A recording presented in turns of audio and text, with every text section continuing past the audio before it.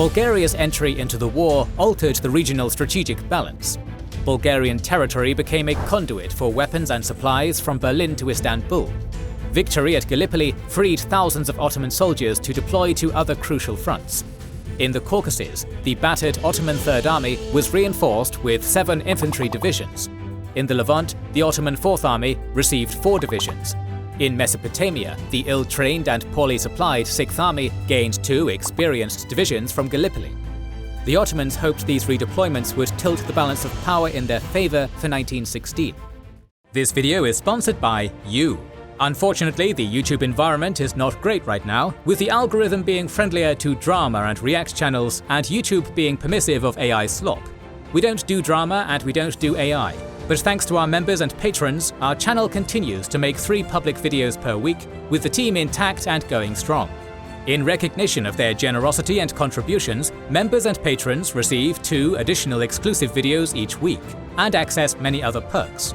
Join them to watch more than 250 exclusive videos covering every era of history. Join them by scanning the QR code on your screen, via the links in the description or pinned comment, or by pressing the join button under the video. By January 1916, the Ottoman Third Army on the Caucasus front comprised 16 divisions and more than 126,000 men, with Erzurum regarded as an impregnable fortress by the Ottoman General Staff. In contrast, the Russian Caucasus Army was strengthened to about 130,000 infantry, 35,000 cavalry, 372 guns and 20 aircraft, against 90,000 or so Ottoman troops supported by 150 guns. Despite lacking infantry, the Russians boasted far superior artillery and cavalry, and sought to break the Erzurum line, seize the fortress, and threaten Trabzon. Erzurum was a communication hub, linking the Pasin and Euphrates valleys, and commanding routes to Batumi, Trabzon, Rize, Mush and Bitlis. German assistance had modernized its defenses, expanding fortifications and artillery. Securing the Köprüköy passes through Gaslan Kala and the northern obstacles at Tortum, Vichikis, Shakliari, Kizilkalisa and Kosh was seen as essential to access the Pasin Valley. Learning from the Ottoman errors at Sarıkamış, General Nikolai Yudenich prepared for winter warfare and deployed forces in secrecy to maximize surprise. The Erzurum offensive was a coordinated, multi-axis operation, with Russian pressure aimed at Erzurum, the Oltu sector and Bitlis. Köprüköy was the primary objective, with diversionary actions intended to draw Ottoman reserves away from the sector. The operation began on December 28th, with the 2nd Turkestan Corps executing a 2-day diversion from Lake Tortum to the northern edge of Kosajan, simulating a central thrust to lull Ottoman forces in the center. After a brief bombardment, the 2nd Turkestan Corps attacked the Ottoman 10th Corps, facing fortified positions, 2 towers, and stone trenches. The Ottomans mounted panicked piecemeal counterattacks as Russian progress continued. Simultaneously, the 1st Caucasian Corps' 39th Infantry Division pressed along both sides of the Aras River towards Köprüköy to lure away remaining Ottoman reserves. The 4th Caucasian Rifle Division, with 2 reserve regiments, ascended Çiligül to seize its shoulders. By January 10th, the 4th Caucasian Rifle Division advanced towards Köprüköy. The Ottoman commander, Abdul Kerim Pasha, responded by sending the reserve 17th Turkish Division on the 13th. The Russians captured Sansa Tepe on the 14th after the 102nd Regiment forced a retake. On the 15th, the Russian breakthrough made the Ottoman position untenable and forced withdrawal toward Erzurum. At Köprüköy, Ottoman casualties approached 20,000. The Russians suffered about 10,000 dead or wounded, with an additional 2,000 suffering frostbite. In January, Russian strength was augmented and renewed assaults proceeded, aided by Batumi detachment ships aimed at disrupting Ottoman reinforcements and sea communications. Yudenich redirected forces from the Oltinski and Erzurum directions toward the Mergemir Pass, a sector the Ottomans had neglected to fortify. Encirclement threats forced Ottoman forces to retreat while burning villages and stores. On the 31st, the Ottomans were dislodged from the Azapke positions, inflicting approximately 2,000 casualties on the 153rd Bakinski Regiment. The Ottoman left flank buckled, pressuring the right flank to reinforce the north. Their losses were heavy, about 15,000 killed, wounded or frostbitten, and 5,000 captured. The remnants of the defeated Ottoman Third Army pulled back to Erzurum fortress, bolstering its garrison to around 10 or 20,000 effectives. The Russians pushed the enemy from surrounding villages, reaching a 40-kilometer defensive line. For the final phase against Erzurum fortress, 3 coordinated assaults were prepared. The 2nd Turkestan Corps would attack Karagöbek in the north. The 4th Caucasian Rifle Division would scale the Kakapazar Ridge to outflank Karagöbek and support Tafet's assault on the city itself. And the 39th Infantry Division of the 1st Caucasian Corps would assault Forts Chobandede and Delengöz in the south. At 0200 on the 29th, Russian artillery opened fire and night assaults ensued. The 2nd Turkestan Corps surprised Karagöbek's defenders on the first day, subjecting the fort to heavy artillery. In the center, the 4th Caucasians crossed Kargapazar, outflanking the Ottoman 10th Corps and the associated forts, while linking with the Turkestan Corps south of Karagöbek and advancing on Tafet. With Tafet evacuated, the Ottomans fell back. The 153rd Bakinski Regiment captured Fort Delengöz under heavy cannon fire from Chobandede and Uzanamet Karako. The fort's defenders were cut off from their own lines and rapidly ran low on ammunition. 5 Ottoman assaults were repelled by rifle and machine gun fire. The 6th attack was repelled in hand-to-hand combat with bayonets and rifle butts. Before the 7th assault, even the wounded stood to fight. The enemy was again repelled in bayonet combat.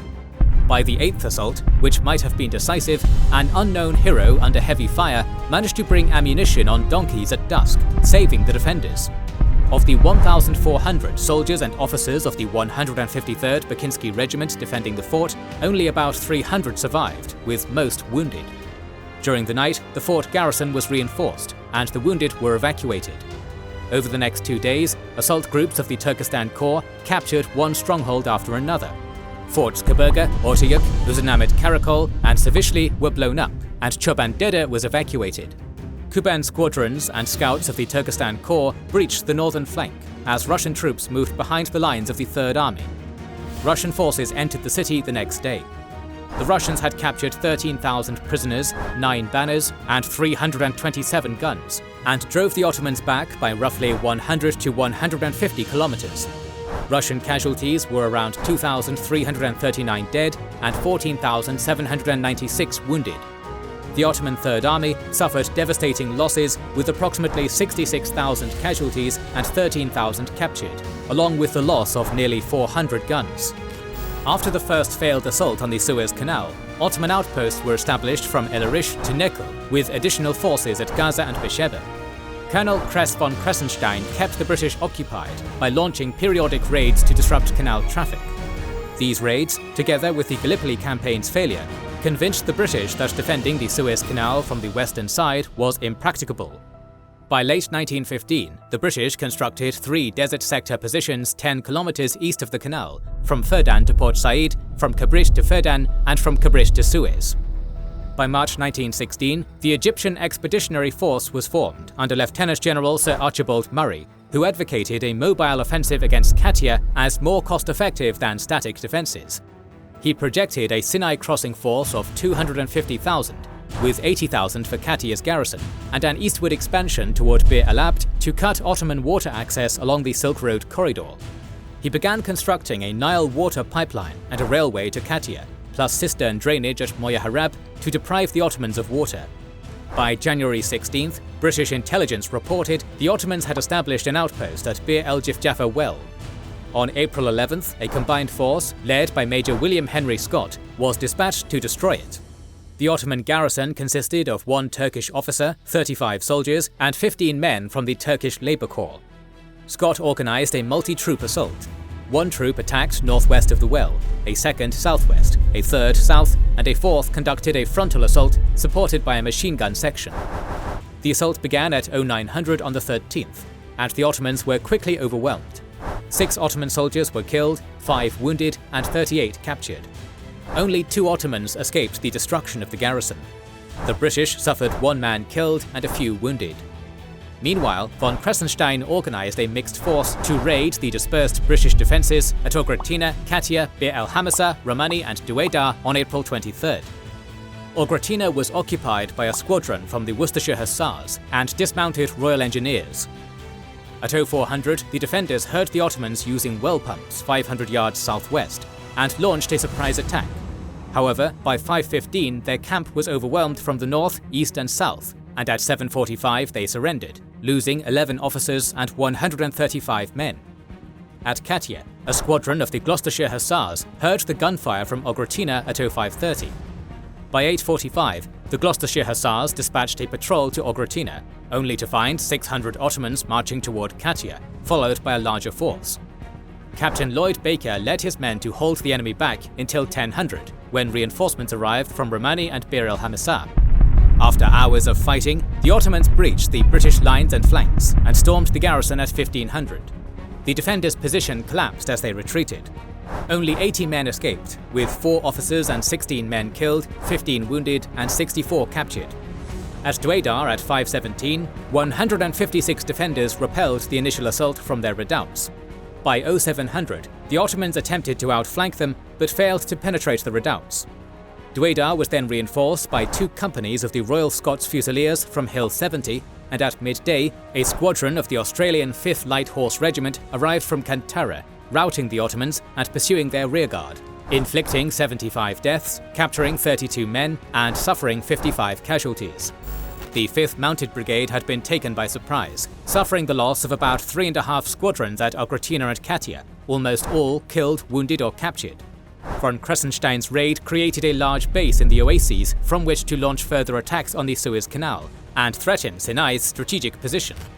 In November 1915, General Charles Townshend led a failed offensive against Baghdad and withdrew with 8,500 men to Kut, which was besieged by the Ottoman Sixth Army under Marshal Baron von der Goltz by December 7th. Von der Goltz reorganized the Ottoman Sixth Army into the 13th and 18th Turkish Corps and fortified positions downstream to hinder relief attempts by the British. Early attempts to storm Kut failed, so the Ottomans opted to starve the defenders into submission. Townshend reported that food would last only until January 15th, prompting General Nixon to refuse to establish the relief expedition known as the Tigris Corps under Lieutenant General Fenton Aylmer. On January 3rd, Aylmer dispatched the 19th, 28th and 35th Indian Brigades under Major General Sir George Younghusband while awaiting further reinforcements at Ali Gabli. On the 6th, they ran into the 13th Turkish Corps, led by Colonel Khalil Pasha, defending Sheikh Saad.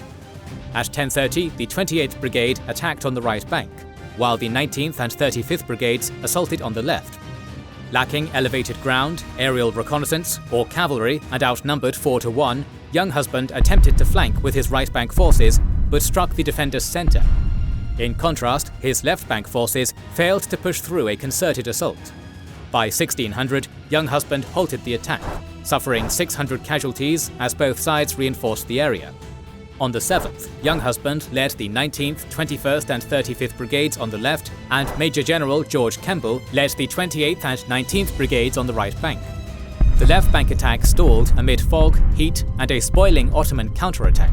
On the right bank, Kemble's forces captured Ottoman outposts around 1430, with the 92nd Punjabis, 2nd Leicestershire, and 51st Sikhs pushing the main line. By nightfall, the 13th Turkish Corps began withdrawing towards Wadi.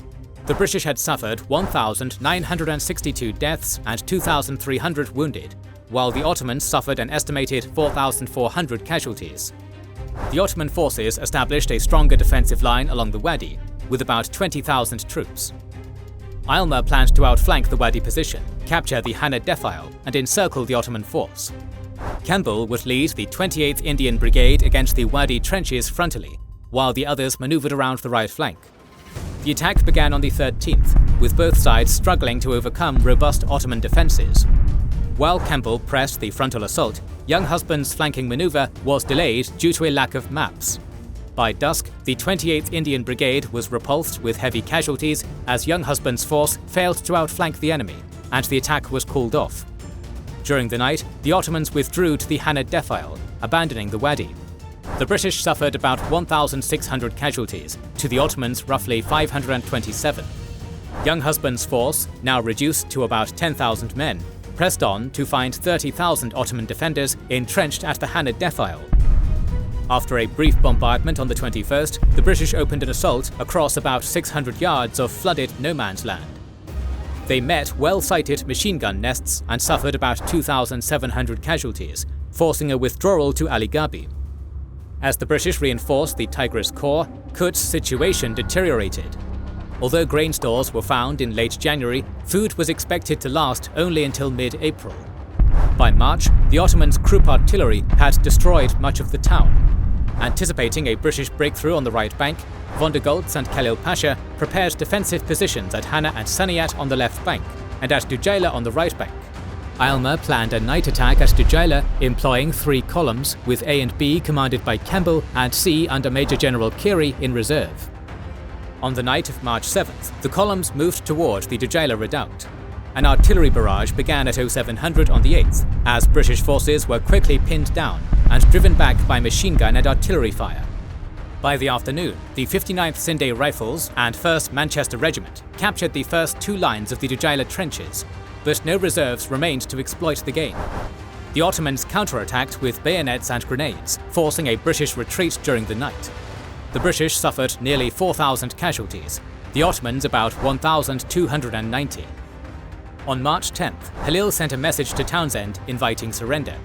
Townshend declined, but sought permission from London to negotiate if food ran out. The Dujaila failure led to the replacement of Aylmer by General George Gorringe on March 12th.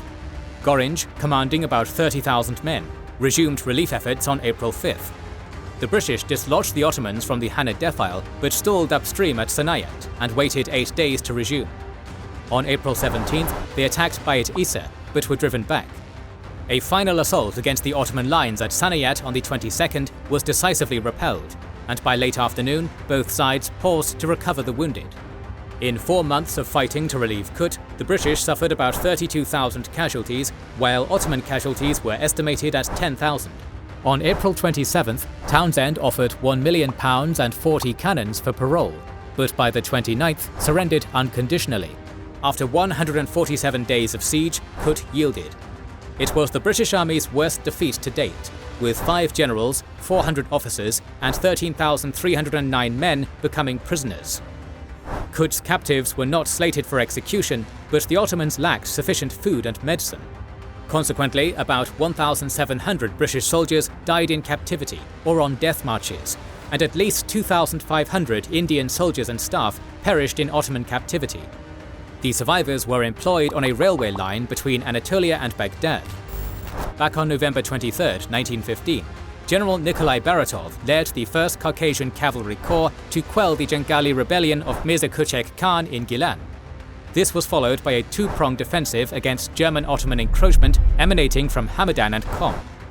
During the siege of Kut, the British had requested assistance from Russia, prompting Yudenich to order Baratov to advance towards Baghdad to pull Ottoman forces away from Kut. En route, Baratov also led an offensive against Kermanshah. A detachment of border guards under Lieutenant Colonel Baron Miedem, along with units from the 1st Caucasus Cossack Division, captured Kengava from the Ottomans on January 13th. On the 19th, the 1st Gosko-Mosdak Regiment seized Sultanabad as the Ottoman forces withdrew to Kermanshah and Borujd. Reinforcements were dispatched to Baratov, and by February 1916, he commanded about 14,000 men, 38 guns, and had concentrated in the Kermanshah direction. On February 4th, Colonel Stopchansky, leading 400 men and 2 guns, launched an offensive on Borujd, but progress was slow due to marching through deep snow. After a series of engagements on the flank, the defenders were driven back to the Nahavend area by the 8th. The main thrust moved along the highway, withstanding stubborn village-by-village resistance. On the 22nd, the Russians breached a defensive line at Saneh, and on the 24th occupied Bisutan. By the 26th, Russian troops entered Kermanshah, which the German Ottoman forces had abandoned. To consolidate control over the Kermanshah region, the Russians engaged in further battles, occupying Sanandaj on March 1st, Bijar on the 3rd, and Karind on the 12th, pushing the Ottomans further west. With the occupation of Qom and Kermanshah, Baratov had effectively isolated Persia from the Ottomans. Baratov continued a general advance towards Baghdad and by mid-May occupied Qasr-i-Shirin, threatening Ottoman positions across the frontier in Kanikin. However, after receiving word of Townshend's surrender at Kut, Baratov withdrew back over the border. The surrender at Kut, following the withdrawal at Gallipoli, devastated Britain. Both failed campaigns had needlessly sacrificed lives, resulting in 2 commissions of inquiry, and prolonged the Great War. The British feared their string of defeats would encourage colonial Muslims to rebel against the Entente. Thus, the British licked their wounds, prepared a new campaign to seize Baghdad, and formulated a plan to foment an Arab revolt. In the next episode, we will discuss the fall of Erzincan and the Arab Revolt, so make sure you are subscribed and have pressed the bell button to see it. Please consider liking, subscribing, commenting and sharing, it helps immensely. Our patrons and YouTube members can watch more than 200 exclusive videos. Join their ranks via the link in the description or by pressing the join button under the video to watch these weekly videos, learn about our schedule, get early access to our videos, access our private Discord, and much more. This is the Kings and Generals channel, and we will catch you on the next one.